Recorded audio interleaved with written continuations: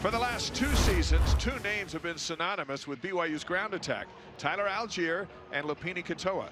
Algier is tied for 9th at BYU in rushing touchdowns, and Lopini is tied for 15th. Katoa's football journey didn't start in Provo, but he is happy to finish it here.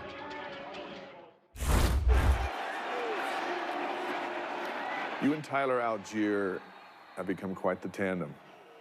Together you combined for 48 touchdowns, including 3 last week against Washington State. It's pretty good. Yeah, for sure. What's it about you two? I think we complement each other well. We were good friends. I think that is where it all starts. We both want to see each other succeed. Tyler's having a special season, getting a lot of attention. In what ways have you seen him progress? There's so many. From when he first got here as a new freshman to now, he's an entirely different like student of the game, I would say, more than anything. He's always had the ability, but just like connecting his IQ with his play on the field has come a long way. One added bonus to your skill set is you run like a running back and you catch like a receiver, which explains 74 receptions over the years here. Is that just a natural gift? Yeah, I've always loved catching the ball. Even in high school, I ran a lot of routes, in the slot and stuff like that. But I've always loved to catch the football for sure.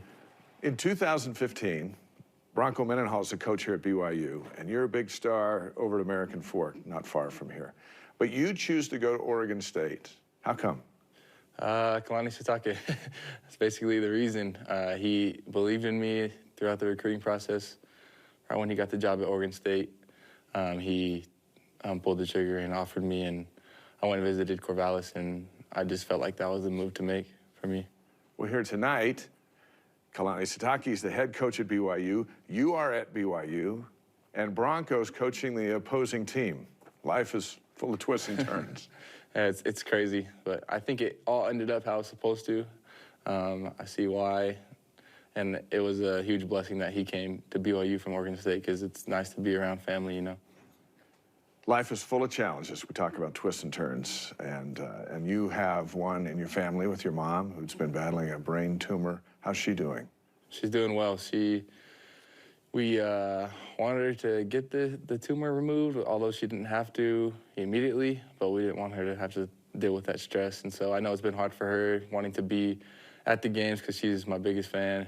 She wants to be there, to celebrate with me, to cry with me if I need it, so that's been a challenge for her. What motivation do you take from her in her fight to you playing football? It's always been like my motivation, and just to make my family proud, to do everything for them.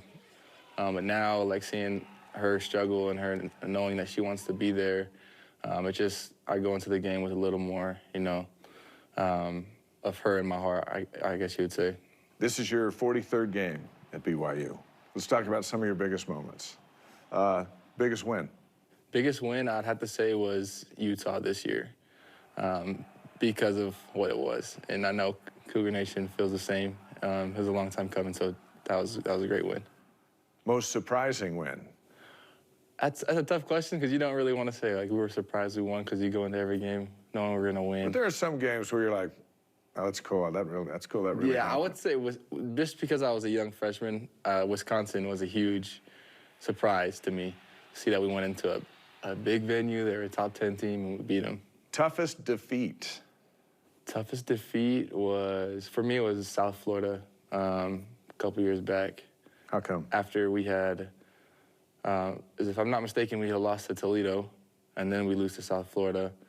And I just felt like we were fighting. Like it hurts a lot when you put a lot into it, and so that game, like we were fighting and we came up short, and so we knew we're better than them, and so that was a really tough loss for us. Biggest mistake?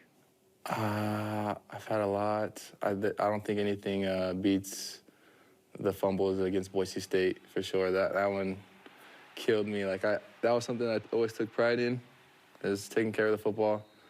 And then I put 2 on the ground, and yeah, that one was hard to brush under the rug. Most meaningful touchdown? I'd say my first one, just against McNeese State my freshman year. That that was my favorite, like my most meaningful, just to see that I could do it. Like that was kind of like a thing, like wow, I could have success on this level, you know. Greatest catch of your 74? It's got to be the bowl game. UCF, Zach Wilson threw that ball to me, and I did not think I was going to make it there, so I just had to lay out for it. And somehow, some way, I caught it. So that was definitely by far the most memorable catch. That may be the greatest catch I've ever seen from a running back on the fly down the sideline. And as you're stretched out, you're still not sure you can get there? Yeah, I mean, I lost sight of it when it went over my head, and so I knew I just had to lay out. And right when I looked and it hit my hands, and I just brought it into my chest and tried to hold on for dear life, you know. And then you had to land on it and not have your breath taken out. I had to land on it. My ribs were sore for a few days after the game, but luckily nothing broken. But yeah, when you watch that, are you amazed that you caught it? Yeah, people were telling me like how I dove, and I did not think I was like that. Like it just happened in a blink, and I was like, wow, I really was like laid out completely.